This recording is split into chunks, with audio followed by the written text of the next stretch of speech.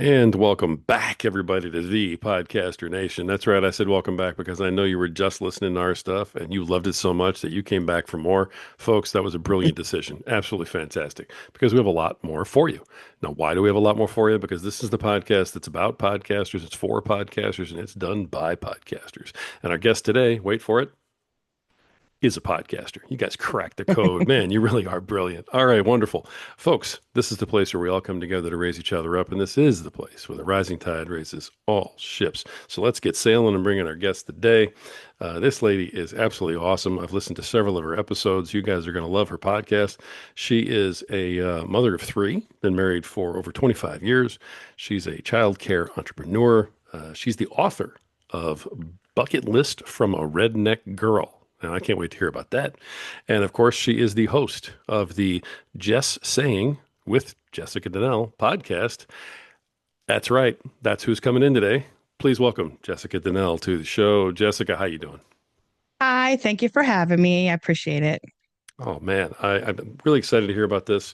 Love the title of the book. Really enjoyed the podcast. Before we dig into all this fun stuff, give everybody kind of a snapshot of who is Jessica. What are you about, and what's your story?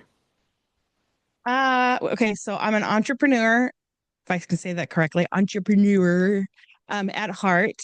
I would say it's in the book too, but in the third grade, I would charge my friends the exact money left over from lunches to come and look at my dad's Playboys in his bathroom. So Oh wow, you are an entrepreneur.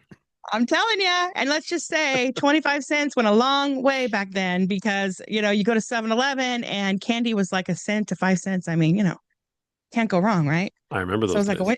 it was like a windfall. And that's Uh, brilliant too, because you knew exactly how much money they had left over. yeah, lunch was 75 cents, and so you had 25 cents left over at the end. So that's what I charge them, and that's what they give me. Brilliant. And I mean, I did it for a little while until and it's in the book too. I ended up getting shipped off to, well, I begged actually to go to private school, but so I ended up at private school. So I wasn't riding the bus with my friends anymore. But that's a whole other like, okay, so they're in the beginning. And this is also in the book. Okay, so my parents, when I mean, I don't want to go too far back, but it's funny. When my mom was in labor, they were leaving to go to the hospital, and a black cat crossed in front of them, and they're like, oh no, like, oh, is that a bad sign? Hee hee, and they're all laughing about it.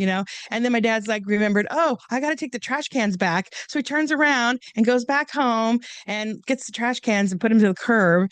All the while, my mom is literally in labor, and she gets to the hospital, and the nurse is like, oh, you'll be fine, you'll be fine.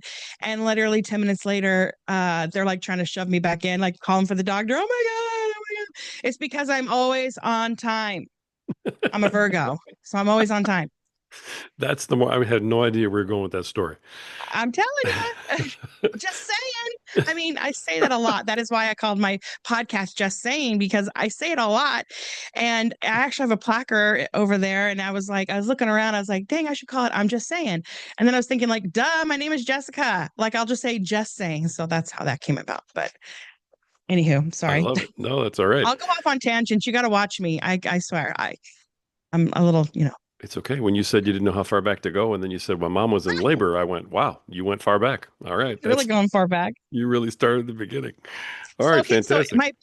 my book starts off. Do you mind if I talk about my book? Okay, so my book, it's called Bucket List from a Redneck Girl. I know, I'm sorry. It's funny because in high school they always said that I was the most likely to win the Steven Spielberg Award. Like in the yearbook, it says most likely to be a Steven Spielberg. Like, and then some other things about like doing kind of like what I'm doing with editing and all that stuff. And in fact, I don't know if you ever did this when you were in high school because I think we're kind of around the same age. I mean, I might Maybe. be older than you. I I think think I'm I'm older, older than but you. no, I don't think so. I bet I am. I just act younger, but I'm not. So, and I've got natural collagen. It's called, that. Okay. So, but when I was in high school, they did this thing where they would ask you all these questions and then they'd find out like they spit out through like their little word processor, what you're most likely to do as an adult for a job. Right. And mine was a movie director. Isn't that Really? crazy? Yeah, Wow. crazy. Right on. I was the my high school's I did a video yearbook my senior year. So I was walking around with a now cameras back then were like really big. So I'm doing this because it was really large and it was on your shoulder and you're looking through the thing. So I was most likely, I mean, I was basically I did a lot of the school photography and I was on the yearbook and I did I wrote in the school newspaper, but I also ran cross country, track, and basketball. So I did a lot of sports too. So I was heavy into all that. And then office, we call it ASB officer. So I was the rally commissioner. So all the fun stuff we did in the rallies, I kind of was in charge of all of that. And so I was kind of like this hyper, like I am now, but I mean like really bad, like hyperactive, crazy, always the funny one, making jokes about everything, and was like loved by like everybody. I mean, I want to say I was loved by everybody, but I'm sure there was a few people that did not like me, but because I'm a hard pill sometimes. But I digressed. So what I was going to say was my book opens, I called it Bucket List from a Redneck Girl. Don't laugh. Okay. I called it that because I come from a very, very, very small farming town. Now, I'm not a redneck per se, but I didn't want to call myself white trash. So I said that because I come from a farming town, very small, and we all know each other, that redneck kind of fit me a little bit closer. And I always had like these things that, oh, one day I'm going to do this and I'm going to do it. I'm not somebody that makes a list and says, oh, maybe. No, no, no. I make a list because it's a to-do list. So my Got bucket it. list is a to-do list, right? I've actually almost did almost everything on my bucket list. In the book, I give you the list, and I pretty much almost did most of them, except for hit my goal weight and run a marathon. I mean, I do want to do those things, like one day. Well, Um, it's a bucket list. You're not dead yet. I'm not dead yet. I'm halfway there, but I'm not there. I'm not there yet. I got a good 50 years. Let's pray on that. Um, but okay, so I opened the book. So my parents, God love them. Um, I kind of withdrew a little bit. Like, my mom and dad used to make me cook dinner, do the dishes, and while everybody else is eating ice cream in the living room, I'm doing the dishes, and then they come in with their ice cream dishes, and then I've got to do those. And I would just got to the point where, I'm good. I'll eat later, or I'm not hungry. I'm not going to eat dinner with you guys, and you do your own dishes, and you guys take care. Because I was a senior in high school, and I just was tired of it. And my mom was disabled in a way. Well, yeah, she was. She got in a skiing accident and messed up her knee so bad. She was in and out of hospitals almost my all of my high school year and of all 4 years. And then my senior year, she was in a hospital bed in our living room, or she was in the hospital. And so when she was not there, I was cooking and cleaning. And then when she was there, I was helping cooking and cleaning. So I did a lot of that. And so I started to be like, I don't want to eat. You guys do it. I'm cool, right? Well, they thought that I was withdrawn. like, so I wasn't as chatty and I wasn't, I was moody because I was kind of sick of it. I was kind of done with my parents. And my sister was always saying, everyone can't wait till you leave and you move out. And it was just kind of being like rude. And we just weren't getting along. So I just removed myself from the situation. Well, they took that to believe that I was on drugs. So they decided to take me to a drug rehab and dump me there. When you And I weren't on never did. drugs. To this day, I've never done drugs. Bible, I swear. And so they got me to this drug rehab and they dropped me off. And like 4 days later, when the test results came back, as it took forever back in the 90s, because it was like 1990. And 4 days later, when it came back, they go, oh, she's not on drugs. And so then they came and picked me up, but they could have left me there. The lady's like, oh, you could leave her and she could work on her attitude. And my mom's like, no. It's not that kind of So, rehab. no, you'll never fix my attitude. I'm just saying. Just saying. And then I was born with a lazy eye. I guess that's the best way to call it. And so I was called Popeye a lot. And so people they're are mean. And so I was, my beauty, I didn't think I was pretty, I felt like ugly duckling basically. And so my second chapter is called Popeye Girl because that's what they called me. And actually, which sucks because I love Popeye. It was like my favorite cartoon. besides the Flintstones and the Jetsons, but I loved Popeye. And so wrote a chapter about because I can remember some trauma happening in the hospital when I was little. Um, and so I wrote about that, all the things that I can remember. And I write it in a way where I'm like, I'm in the moment. Like you're really seeing, I'm writing what I'm feeling when I was that age. So some of it's kind of like, silly, but that's what I was thinking at that time. And then I discuss in the book about discipline back in the days. And I did a Mhm. podcast on this across the different generations of spanking or between screen time and spanking. Yeah. And I had an expert on and we were talking about it. And I was like, well, with my family, just for me, actually, we had 4 kids in the family and I was the middle girl. Boy, of course, could do no wrong. My brother, he's like the golden child. But so like my dad would come in and I talk about what happens during the discipline, but it's called the belt, the hand, or the hanger, because my dad would ask me, um, how do you want it? Like I had to decide if I wanted the belt, which, you know, he would hit me but he'd sometimes miss. And so then I'd cry, oh, a little bit harder. Oh, that really hurt. Or the hanger, which left welts. The hand, which my dad was 6'3" and 250 pounds. He was a big dude. Like the hand hurt like a son of a bitch. Mhm. And excuse my language. Earmuffs for those people who don't want to listen to You're that. okay. Okay. Um, and yeah, the hanger also left like welts. Okay, so welts, I could have welts or butt stinging, or my dad who really couldn't wield a belt very good. So I would, anyways, we were beaten. I was beaten, let's just say, a lot. But I mean, I was a brat, and when I was little, I would do mischievous things, or I'd talk back or something, and then my mom would go to your room until your dad gets home, and then that's. And even if it was half a day, I'd be like, is he here? Is he here? Looking out the window. Oh my God, what's going to happen? And every time he'd come home, I'd get to belt the hand or the hanger.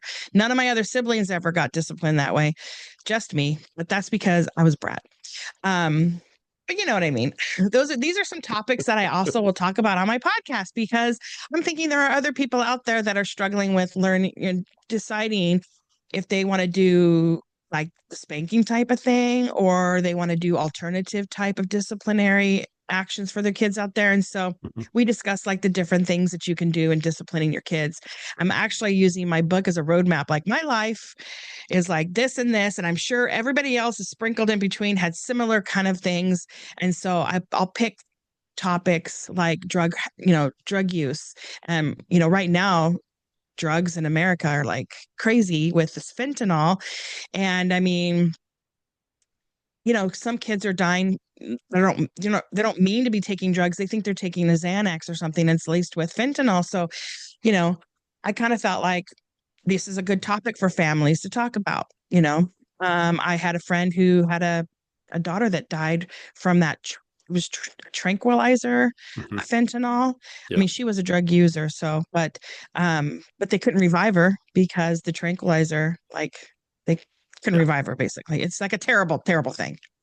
Yeah. And it's sad for the family. So on my podcast, we dive into some of those things, some of those type of topics. Um, my book goes into stuff like my childhood gang. We lived in Park Circle. So I talk about what it was like living in this small town in this Park Circle. I went to private school. And the nuns, they were no longer nuns. So that's what that chapter is called, No Longer Nuns, but they'd smack me too if I spit in the grass or something. And I was quick witted, so I'd have a good comeback and I'd be like, what are you going to spit? Like, or something. And so then they'd smack me real good, but they weren't nuns, but man, they treated you like they were. I mean, they two shakes away from pulling out a ruler. I mean, and they didn't care. And Yeah. then in the 7th grade, I actually was paddled by my vice principal in this pervy kind of a way. I talk about it in the book too. It's kind of weird. Like he made me pull my pants down, not my underwear, but still, I pulled my pants down and he paddled me because I kissed a boy. So just it's crazy. Yeah, So I do, only in the old days when you and I were younger. yeah, Would like never fly paddling with, today. yeah. He's like, what do you, he goes, so we could tell your parents. or you could take a paddle. What do you want to do? And I was thinking like, well, I'm going to get paddled at home anyways, and that'll have other consequences if they go home and find out that one of my first kisses I got a paddle for it. I mean, Jesus Christ. I mean, excuse my language, but damn it. I mean, your only first kiss and you're getting a swat. It was not. I'm like, this is not worth it. Like this boyfriend girlfriend thing is not worth it. But Right. Let me ask like, you let me ask you a question about the book okay, I'm real sorry. quick. It's okay, you're doing great. Oh, The book is called Bucket List, and I know you talk about your bucket list and things that are still on your list and stuff. It also sounds like it's incredibly autobiographical. So is it an oh yeah. autobiography and on your part Yeah, mostly? like everything in the book is absolutely the truth. Right. It's 100% nonfiction. It's absolutely things that happened. It is an I wrote it myself. Mhm. Actually, I'm proud that I wrote it myself, and it only took like 2 months to write because it just Good for you. came out right out of me. Yeah, but the rewrites took like 6 months. So if you're ever writing a book, so I use this. I'll just help you out. There's this website that I use is called AutoCrit, all one word. C auto and then CRIT. And you can plug in your book and it'll tell you like, oh, you're using this word way too much, like the word always or moreover or like, because I say that a lot. Like, see, I can't help myself. So it's an editor for you. It is really good and it Uh, helped me. And so then when I was ready to send it to a publisher, they said, wow, this is written really good. I was like, pat, pat on my back. But um, and also Grammarly helps a little bit. I started with Grammarly, but then I upgraded to the other. And it really, really helped me think of other better words to use that maybe I just weren't really in my vocabulary, but not so far off from my vocabulary, if that makes sense. sure. And yeah, and so I took my book to they liked it. So because it does have an element in here, and I'll explain it in a minute. I have a chapter called My God Story. Oh my goodness. This is so embarrassing. So my friend, she's like, oh, your parents are out of town. You're fighting with your brother. Let's go to Utah. Now, I lived in California at the time. And she's like, let's go to Utah to my boyfriend's cowboy ranch. And I was like, okay. And so we got into my new car not a new car, mind you. My dad bought me a Chevy Citation because he repoed it and he held on to it. And then he decided to give it to me as a present. And so I got a Chevy Citation. It was an ugly looking little white car, but it was good on gas. And so my friend's like, let's go. So I was like, okay. So we went. And then I called my brother to check in, tell him that I was coming home tomorrow, that I was with my friend and that like I didn't tell him like where I was, like I was in Utah, another state. And he's like, Mom's so upset. They called the police and you're in so much trouble. And I was like, oh my God, I gotta go home. So we went home and we didn't have very much gas, but her boyfriend said, oh, you have enough to get you there. And I was like, there goes my dogs. Um, uh, so we got in the car. My friend, she went in the back seat and fell asleep. Now I can get lost in my own neighborhood. It's so true. I got on the 80 because she goes, get on the 80. And I was like, okay. And I went on the 80 going the wrong way. And I ended up in Idaho from Oh my Utah. goodness. Yeah. And so we were driving and driving, and she was in the back seat. Little did we know she was pregnant. So that's why she was so sleepy. And so she's sleeping in the back seat. And finally, we were running out of gas. We were on fumes, and I'm like, okay, we have to stop. And I'm dying I'm starved. Let's get a Taco Bell and get a 79-cent burrito. At the time, it was like cheap. I'm sorry, those my French bulldogs are barking at the door. Can't hear And him at so all. you You're good can't. to go. Okay, Nope. good. Yes. Okay, good, perfect. Okay, so then so we get at this gas station. This is all true, you guys. Okay, I swear. We get at this old-timey gas station, like old pumps and everything, old time. And I'm pumping and I go to the counter and I looked all sad. And the old lady behind the counter is like, what's the matter? And I go, we're lost. And I told her that I lived in California and we were in Utah and we ended up in Idaho. She goes, oh my gosh, you went the wrong way. And I'm like, yeah, I'm getting that now. And I go, well, where are we? And she goes, you're in Eden, Idaho. And I had just recently been to my great grandma's house in Eden. And I talk about it in the book. And it was just so funny how it just came about. The summer before, I went to my grandma's for a family reunion. And I go, well, my great grandma lives in Eden. I know. my great grandma lives in Eden. And she goes, well, honey, what's your great grandma's name? And I said, Vineyard. And so she comes around, she gives me a side hug, and she comes around and she opens up the old timey door and it's like creaks open. And she goes, you see that there dirt road? That there is your grandma's farm. And she goes, that is your grandma's property. You go down that street and you'll see your grandma's house. I literally was lost in the middle of nowhere like a little lamb in the desert because it was like deserty. I don't even know where I mean, this place is like flat and no trees, I mean, we hadn't seen anything for miles and I couldn't believe it. And so I went down the street to my grandma. She gave me $40 and it got us home. I mean, That's yeah, great.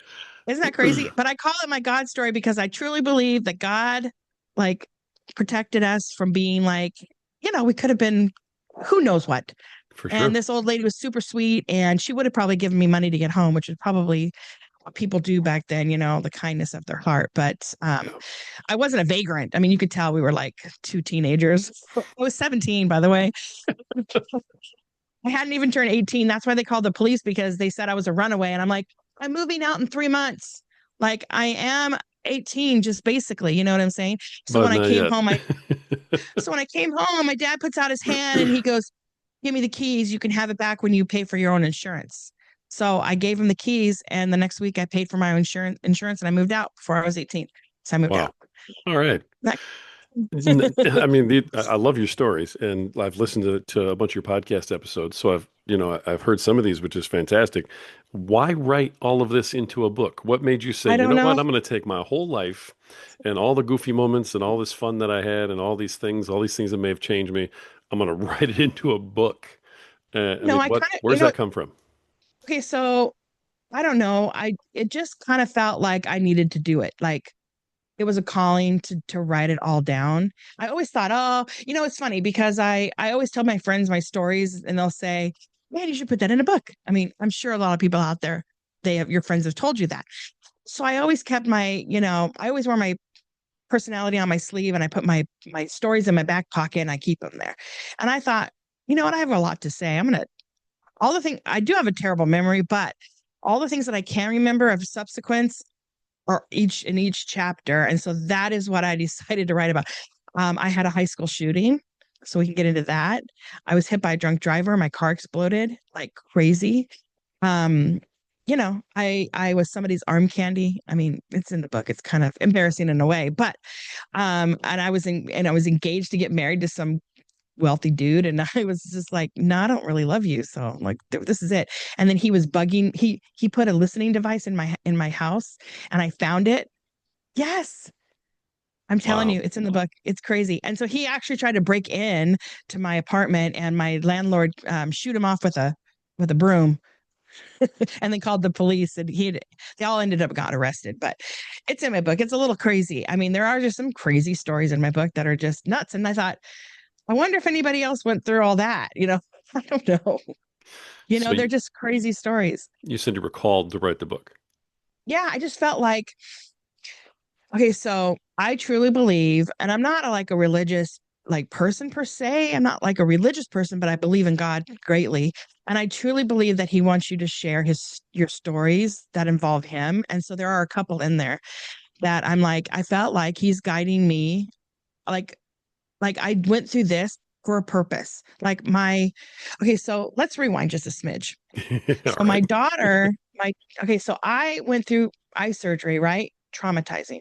My daughter was born with a heart condition called tetralogy of Fallot, and she will have surgeries her whole entire life. She had open heart surgery at 5 months, which was terrible. If you've never ever had this happen to you, you got to read it in my book because it will totally like you'll cry. Um, some crazy things happened during my daughter's first surgery that are just nuts to me. But I truly believe that I went through certain things in life so that I can be there for my daughter as she is going to be staring down the barrel of her next surgery, she just got an all clear, but the doctor says it could be in the next couple of years. So, and she's got anxiety that I can't even explain. It's so crazy. She's just through the roof Wow. with her anxiety. So, I'm here to you know, trying to be like that person that I've been there. I can relate. This is what you're going to expect. And just like my mother did, I will help her with the ice chips when she's out of surgery and she's feeling nauseous from the gas, the nasty gas that they tell you tastes like strawberries, but doesn't. It's really gross, by the Right. way. Yeah. Yeah. Yeah. I was there recently, so I understand. Not Yeah. where your You feel daughter is. My nauseous. goodness, I can't even imagine what she's going through. Yeah. But Well, yeah. there's more. I mean, she was diagnosed with cerebral palsy. And then we had her chromosomes checked, and they said that when she was younger, and they said, no, she's doesn't have any abnormality. She's fine.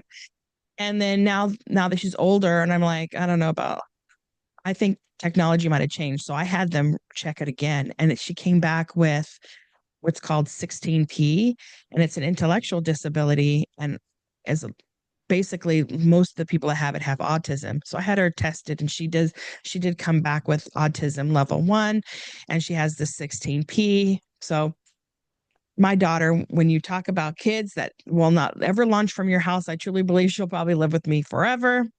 Like my 24-year-old who has a failure to launch. He's sitting in the other room right now. And actually he never leaves his room, but that's a whole nother story. So I do talk about that on my podcast too. And I'm like, I kind of feel like I'm in therapy when I'm in on my There you podcast. go. Because I'm like, can you help me? Because I got something here for you. How would you deal with this? How would you do that? How would you this? Most of the people are trying on my podcast, a lot of times, a lot of people out there are trying to sell you something. They're trying to be a this or a that for you. Oh, I can coach you. I can tell you how to do this way. And come take my therapy class and read my books and all that stuff. Which I mean, I'm going to pick and choose the ones I think that are cool. But I'm just saying that that's a lot. I think I'm getting a lot of therapy out of my own podcast, which is so helpful. It's keeping me a little bit grounded. And I have to research sometimes when I'm doing it. So I'm learning too. And so I feel like I always felt like, I got my master's degree, but I felt like, man, I still want to keep learning. Like, what else can I learn? Like, I got an MBA, but maybe I should have got this degree. Maybe I should go back and get this degree because I kind of want to do this now, or I kind of want to do that now. And it's not like I'm a genius or anything like that. Don't get me wrong. I got C's in high school, but I did get A's in college though. I got straight A's in college because I wanted to learn. And when I was in high school, it was like I just have to get by, basically. Right. Gotcha. Well, so let me get a little bit about the podcast, in here. Okay. The what made you want to start the podcast? Was it after the book? Yeah, it was. Okay. So after the book, I thought, how am I going to promote my book? Right. Basically how that was my first thought. Right. I was like, oh, I could do a podcast. And I'll just do one chapter at a time, and I'll do 20 podcast episodes, and we'll just do it short. And then I thought, you know what, I got a lot more to say. I opened one of the largest, this is so funny because I talk about so many different topics. I'm all over the place. Yep. But I opened one of the largest preschools in my town. Like it was a 10,000 square foot building and a 30,000 play yard. It was huge. It is huge. Hmm. Somebody else owns it right now, but it's huge. And so I have like some expertise on how to open and start businesses, and I'm really smart about how to do that and branding. I mean, I have a marketing degree, so I know how to brand. And I thought I could help people open daycares. And then I thought, well, I also want to talk about my book, and my book has like everything in the world has happened to me. So I could talk about just about almost everything that is out there. You know what I'm saying? Like Hmm. fighting. I mean, that 3 o'clock high, that movie 3 o'clock high. Yep. Oh, I had that happen to me. Like I'm gonna get you at 3 o'clock. And I literally was in a huge fight. It was outside of they ended up in my front door because I told her I wouldn't fight her at school. Anyways, it's in my book about this huge 3 o'clock high fight. And I beat the crap out of her. But actually one of my funnier, I love it. I think it's one of my favorite chapters. It's very funny. It's called I Just Had to Do It because she made me fight her. I didn't want to. And she made me, and I'm not a fighter. I don't fight. I'm one of those shit talkers, but I'm not like a doer. I'm like, yeah, girl. And I'll be like, fight me. Like I'm not one of those people that likes confrontation at all. But this girl, she just would not stop. And it's a crazy, funny story where I found a letter in her pocket because she let me borrow her jacket, and the letter was so juicy. Oh my gosh! And then of course I told all my friends about it, And so she comes and she gets her jacket back and she notices that I didn't fold the letter all back the same way. And she's like, "Did you read this?" And I gave her one of those Lucille Ball kind of grimace, like, well, like, and she's like, "Oh." And so she was so mad. And then, of course, she wanted to fight. When she didn't tell me she wanted to fight me right then, but later she brought a gang of girls over to me and was like, wanted to fight me. And I was like, I'm not fighting you. I'm about to graduate. If I fight you, I won't graduate. And so they're like, someone goes, let's go to Jessica's house and she can touch ground and then she won't be fighting it. She'll be fighting at home. And that's what we did. And there was like a caravan of kids, like 30 cars coming to my house and they lined the whole street. And I lived on Wildwood Way. So it's a true story. So they lined Wildwood Way and um we got in a fight, of course, and I'm thinking it's all over and I, beat the crap out of her. And this lady my neighbor goes, girls, knock it off. You guys stop. And they're like, let's take it to the park. I was like, oh crap, I'm so tired because fighting is hard.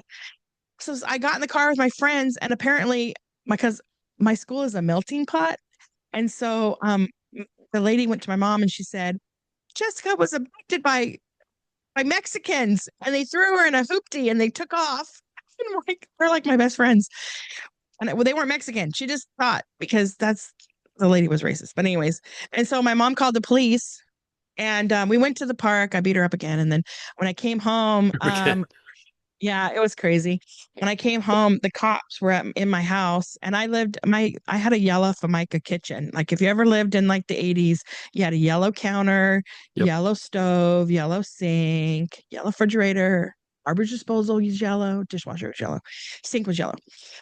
So I'm standing there in my highlighted kitchen, is what I call it, my yellow highlighted kitchen. And the cops, like, they knew they could tell something was going on because I was disheveled. And they're like, I told them what happened. I told them I just had to do it and you could tell they kind of thought it was funny and then they left. It was and then the next day at school I'll save it for the book, but it was a crazy thing. I thought for sure I was in for it, but it's in the book. It's really a funny read. And you know what, I think this book isn't just for girls. I think guys would think it's funny too. So Nice. I'm just saying. So check out the Let me book for sure. Okay, wait, let me do we have time? Do we have time? Because I know I've talked a lot, but I have one more story. Well, sure. Go ahead. Okay. So my high school, so I know I'm so sorry. It's all right. You gotta watch my podcast because I'm a little nuts like this too. But okay, so my high school was one of the first in US history to have a school shooting. It's true. Right. It happened on May 1st, 92. And the reason why I didn't get a lot of notoriety at the time and still hasn't is because the Rodney King verdict came out on the 29th. And then the 30th was the riots. And then the next day was our school shooting. So we kind of took a back seat in the news department. Yeah. But they did make a movie about it with Ricky Schroeder and Henry Winkler and Freddie Prinze Jr. was in it. And I think it's called Siege at Johnson High. You can rent it at Amazon, I think. Or not rent it. We don't rent anymore. Boy, I sure dated myself. You said you can Like rent no an ad, and I'm like, Blockbuster. if you say Blockbuster, I'm just going to bust out laughing. But that's Yeah, no Blockbuster. Well, that was like the best. That was like I always think. Sometimes I tell my husband, I go, even going to Blockbuster and walking and looking. I mean, all of that's fun. And now you're just like, flipping right. the, Can't find you're not anything. getting, yeah, you can't find anything. It's not as fun as it used to be. Except for when you didn't have those VCRs and you had to buy the one that had like the cord still attached to the remote control. Hmm.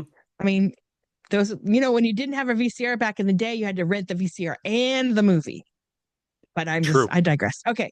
Yeah, So, yeah, I'm a retro freak. I love the 80s. that's all right. Um, so anywho, so yeah, my school, the guy that came in was somebody we all knew. He he killed four people. One was a teacher because the teacher didn't pass him at civics, and that is why he didn't pass high school. He didn't get to graduate with his friends. He blames him for all of that happened in his life and why his life is falling apart. So he he killed the teacher and killed three of my friends and held like 80 hostages, and it lasted like 12 hours, and it was just nuts. And it just the whole town. He also like shot like 10 other kids. I mean, blew off parts, and I mean, it was horrific. Yeah. And the town just never really it was really difficult for our school. We were so close. Like it's hard to explain like how tight everybody was, and it rocked our community. And so this episode's called Forever Living with PTSD, because it feels like you're never can let any of it go. Like we always commemorate it on Facebook, and we always cry, and it's always something we'll talk about when we gather around and everything like that. But it hit our community pretty bad. So I talk about that, and I'm doing an episode on that with actually she's a friend. I mean, who's not friend from my community, but she was there, and yeah, it's nuts. I talk about it in my story in my book, the story in my book. And then I go on, I talk about growing up and getting boobs and having a small waist and starting to find my beauty. I started to think I was pretty. I always grew up never thinking I was pretty. And then I started thinking I was pretty. And so my confidence will grow. In the book, you'll see that I'm very confident in myself. Um, it feels like those are dips and waves, though. Girls are. You're like, oh, I'm so confident. I'm not very good. I'm so confident. I'm not so confident. Hmm. So that's kind of like how life is in me, for me at least. Um, and then I met my husband in Palm Springs, and I was working in a nightclub, and he was a bartender, and I was a waitress. And that was 1997. We started dating, and we married in 2000. So we've been married 25 years, been together Wow. 28. Long time. I have a 32-year-old stepdaughter whom I love. I have a 24-year-old son and a 15-year-old daughter who's still, well, my 24 and my 15 are still living with home. And so, and I've been through all three of them have IEPs. If you know what that is, it's special education plan for your kids at school. And it's been a lot of work. You talk about, and then I was running a business, one of the largest preschools. I started it from my Uh-huh. living room, married, had three kids. I've always had like two jobs my whole life. Like I had a preschool at my house and I had one at a church. And then I built a commercial property and I built that up. And I actually sold 140 families before we even opened the door. So the very first day we opened, I had 140 students, or more than that, actually. Wow. So, and then a staff of 28. So you can imagine on day one, I was like a deer in headlights kind of like, but I had a plan, I wrote it all, everything all out. Everybody knew exactly what they're doing. It was all planned. And the day one went really good. And people wanted to come to my school, and I was doing very well, but I opened it in 2008. Wah, wah, wah. Oh yeah. When the economy went took a shitter, I was good for the first year, and then people were starting to lose their jobs. And so when dad doesn't work, who watches the kids? Like they don't need daycare when Right. dad's home. So I went from, at the time I had 188 students to 88 students, and I was trying to juggle keeping my teachers working. And so I was injecting my own money. And then my daughter was born with this issue. And I can't believe I'm going to say this, but just the news department came to my door, and they always did positive news stories on me all the time. So I was a big school, I was a big deal in my town at the time. And they wanted to come in. I was like, yeah, come on in. I'm thinking, why not do a good story on my school? Could use the publicity. Come on into my office. And we started talking. And she said, do you know you have a photo bucket account? I don't know if you remember what photo bucket was. It was this place where you could drop your photos or look at other photos and then make little memes and then post it on your MySpace. So I Oh, had from this photo, MySpace. Okay, yeah. I know, back in the day, right? Took me a minute, but yeah. Okay, so photo bucket, I think it was what it's called, but I didn't have it set to privacy because I didn't think of it as any big thing. It was just photos that I would create. People could go in there and see the photos, that you would upload or that you would create in a case. So I found a photo of a little boy, and he reminded me of my son because he was blonde and everything and looked just like my kid. And he was naked, but he put his mom's maxi pads all over his body. Like every inch of his body was covered in maxi pads. And I thought it was funny because that's the kind of sense of humor I have. And I put, wow, that's a creative kid. And my daycare was called Creative Kids. And so the lady's like, do you think that's funny? And I'm like, yeah. And then I like read the room and they're like, they were disgusted with me or something. I was like, so I basically was getting cancel cultured before Uh, cancel cultured was even a thing. And so, I mean, I just had a baby. I probably was going through postpartum, like depression. And they're like talking about these pictures that this picture that I posted. I didn't even post it. It was just on this thing that in this, it's so weird. I don't even remember how to explain it to you, but it's like a meme generator and it was on my own little personal page or whatever, but I didn't even put it on MySpace. And so I was being cancel cultured. And I said, you don't have permission to use my image. Like I was all embarrassed. And I was like, you get out of my office. And so then they left and I was depressed and they did do a story on it. And nobody left my school as a result, but I did get a stink eye from a few moms. And so it was just like I was going through that. I was injecting my own money. And then my landlord was like, I'll buy the business from you. Because he saw me being vulnerable and and at the time I didn't have my degree. I didn't know a lot about business and I sure. probably could have held on to it, you know, took advantage of me and he never did pay me all that he owed me, by the way. And so I basically look at it like I lost my business and almost like I did it on my own, you know? Wow. And so then yeah, and then as a result, we had to short sell our house, and it was just one thing after another. We built ourselves back up. I mean, we're doing awesome now, but I mean, it was like a really low time. And so I talk about all of that in the book, and then um I also talk about life goes on because shit happens and you got to just keep going. You got to keep pushing through. I got a master's degree, I got a job, and I had the story just sitting in the back of my head, and I just vomited it out in 2 months. And that is where the book basically. And at the end of my book, I go through and I call it mastering my mistakes, and I talk about like all the things that I learned actually while I wrote this book. I learned so much at the very end, about my mom. I learned a lot about myself. And it was almost, I don't know. How do you say? It was like, it was healing in a way. It was like I let go of some demons, and I always forgave my mom, and my mom even has apologized for some of the things that she did growing up. And so she's apologized, but I've always forgiven her. I've never not forgiven her. But now I really understand her a little bit more because I wrote Yeah. the book. And I think maybe that's why I was supposed to. Yeah. Like, you know what I mean? Yep. I Everything do. happens for a Yeah. reason. It absolutely does. Well, congratulations on the book. And that's Well, amazing. it might, 5 people might buy it. We'll see. I, how long's the book been out? Well, my publisher like didn't tell me. Like it was out in like the end of June, and she didn't tell me. And someone goes, "No, I could see right now. It's on Amazon." Someone was telling me, and I was like, "What?" Oh, well, it The just came lady out from then. it was the lady from the IRS because I was talking to the IRS lady, and we were talking. I go, "Yeah, and I wrote a book." And I was just chatting. And she goes, "Let me look it up."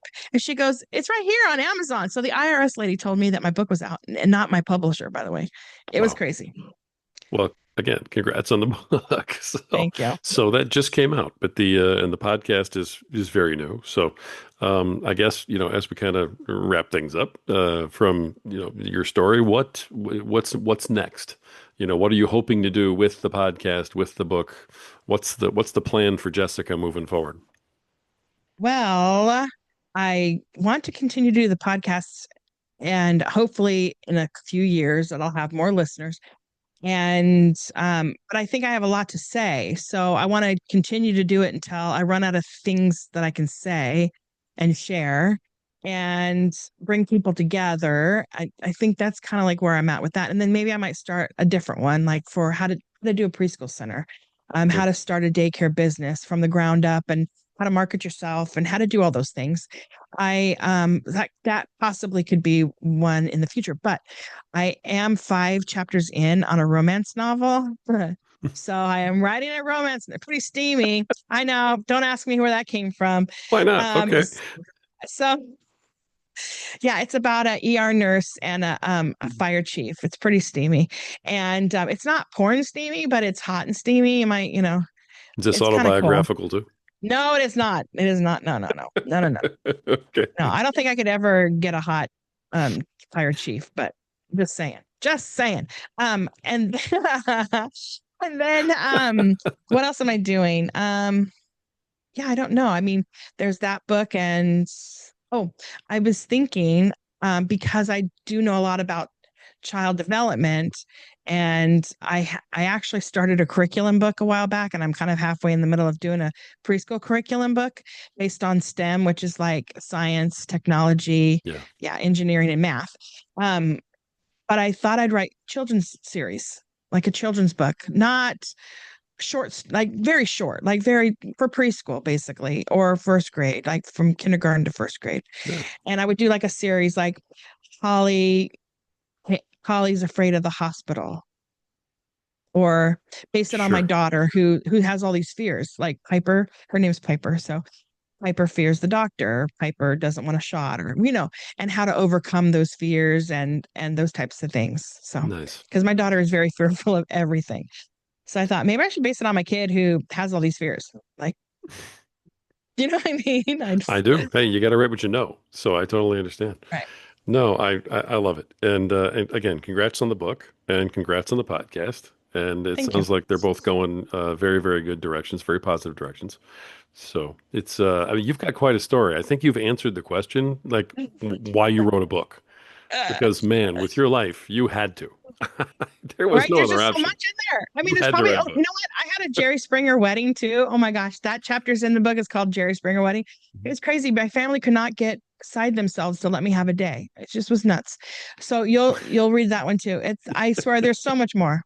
Well, There's and so don't tell much more. everybody everything. You got to leave something for the secret There sauce. are, So, I mean, I mean, what I've told you just scrapes the top. It does not give you the full story. Let me all just right, say. where can they find the book so that they can go look for it Like, and find your podcast both? okay, anywhere books are sold, really. Amazon, Apple Books, Barnes and Noble, Google Books. Um, well, I'm not on TikTok because I think you have to be self-published to be on there. I don't know. I'm not on TikTok books, but I am on TikTok. Go find me. And and my podcast is anywhere podcasts are free. That's where I am. I mean, Spotify, YouTube. I have a YouTube channel. I can't say it. Got it. And yeah, so you can find me anywhere. It's called Jess Saying with Jessica Danel. And because there are others that are similar titles, but you have to put my full name in there. So Right on. All right. yeah. And so I'll have all that in the show notes. Okay. Best way to contact you then, if they want to talk to you directly? Okay. So I have a website. Well, I have a website. My book promoter guy is supposed to be finishing it, and it's been months. So he promises that I'll have it in a week. So let's pray on that. It's www.jessaying.net. Jess Saying, JessSaying. Got it. Okay, Yeah. perfect. So we'll be And looking for also that. I'm also on Facebook, Instagram, TikTok, LinkedIn. Go to my LinkedIn, you'll see all my little bio where I Okay. worked and what I've done. Are So you under Jessica Danel on all of yep, those? Yep. yep. Okay, so look for Either you there. Jess Danel, like Jess Danel, Danel, or Jessica Danel. Like LinkedIn is my full name. So Got it. All right, wonderful. Jess, thank you. I mean, wow. I mean, you've thrown so much out here. People are going to be no, I'm like so sorry. Was it just like shaking I their heads vomited? going, woo. But that's I know. great. I have to be careful because when I do my podcast, I have to like let people talk because I do talk a lot. I wasn't getting in the way of that. No way. And I love that you just came out and talked all about your book and your podcast. It's perfect. You told everybody about it, which is great. They all get to find out a little bit about you. And frankly, after this episode, they're all going to go, all right, if there's more, I got to go read the book. Yeah, So there's they're so much definitely more. going to go check it out. There's so much more. So you sparked everybody's imagination today, I'm sure, which is I wonderful. appreciate it. Thank you for having me on. I Absolutely. actually had a really good time. So thank you. Thank you very much. All right, love it. All right, folks, hey, go check out the book. Author of The Bucket List from a Redneck Girl. We'll have the website, we'll have all the contact information in the show notes. And go check out the podcast, Jess Saying with Jessica Danel on all of your big major platforms.